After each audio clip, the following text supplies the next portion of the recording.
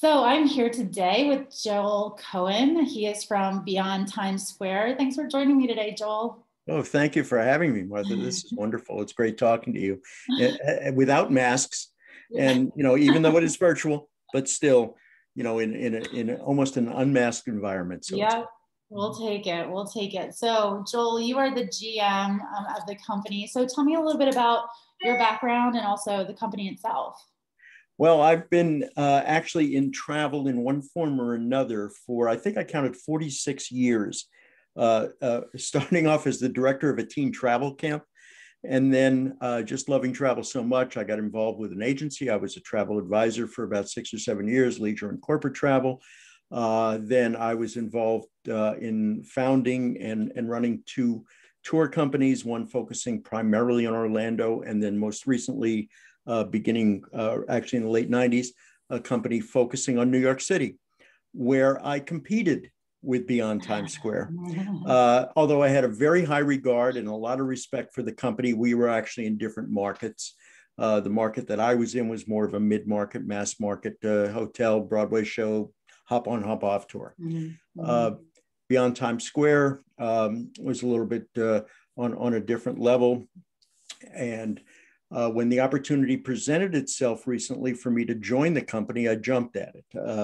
I thought it's a great company. I'm really pleased to be on a team that is so dedicated and so professional and so expert. So really excited about it. Beyond Times Square, we're considered a destination management company, which means we limit ourselves to the destinations that we serve, which are New York City, Washington, D.C., Boston, and Philadelphia. And we like to brag that we're experts in those areas. We know the areas very well. I don't personally know them all, but we have staff that does. We arrange tours, sightseeing, special events in the cities, and insider access, a lot of things that the average traveler couldn't get on their own. And that's what our expertise is. So, Awesome. in a nutshell, that's me. Yeah, no, that's great. And you're a fellow Temple grad, so we need to throw that information in there. So Temple University of the very elite status. Yes. So Joel, give me some examples, if you don't mind, of like some of the exclusive behind the scenes or special things that, the average consumer or traveler couldn't have access to that you can arrange. Yeah, sure. For instance, a Broadway show, and we'll talk about Broadway in a minute or so, but it's you can get a ticket to a Broadway show, but to be able to see a Broadway show and then afterwards go backstage, meet the talent, see what it's like backstage, that's an experience that makes that show so memorable that that's what people are going to go home and brag about. That's one example. Another one is a little bit more costly, but it's very interesting. How about a rooftop dinner on top of a building in Rockefeller Center, on a terrace overlooking Rockefeller Center? Not a restaurant. It's just a beautiful garden terrace, just the two of you having dinner, catered, of course. Experiences like that, I think, that separate us from the average traveler who just wants to go to a Broadway show. Well, here's something really special, or someone who might want a really special dinner for a special occasion. Yeah, absolutely. I can't imagine. That must be so spectacular. So what's one of the most unique experiences that you've curated? There are a lot of them. One thing that comes to mind is several years ago, we had an event in Rockefeller Plaza for the tree lighting, the Christmas tree lighting. Great event. And to be there the night that the tree is lit for the first time, and of course, everybody watches it on NBC, but to see it in person is really great. So we had an event there. And several months earlier, I got a message from a fella in Hamburg, Germany. He wants to come to the event because, and I could tell he's looking around. He wants to propose to his girlfriend. Aww. And I make it special for him. So I said, sure, we'll do it. So he came over. I met him in the morning of the event. just to make sure that he knew that everything was all set.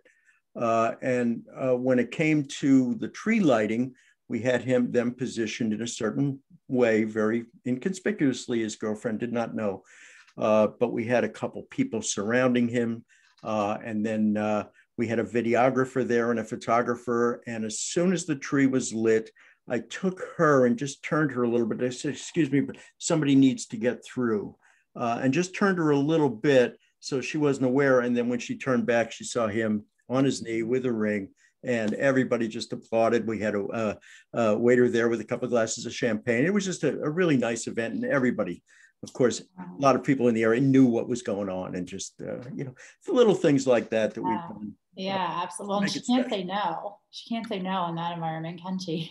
Right. Exactly. I don't know what would have happened. No pressure.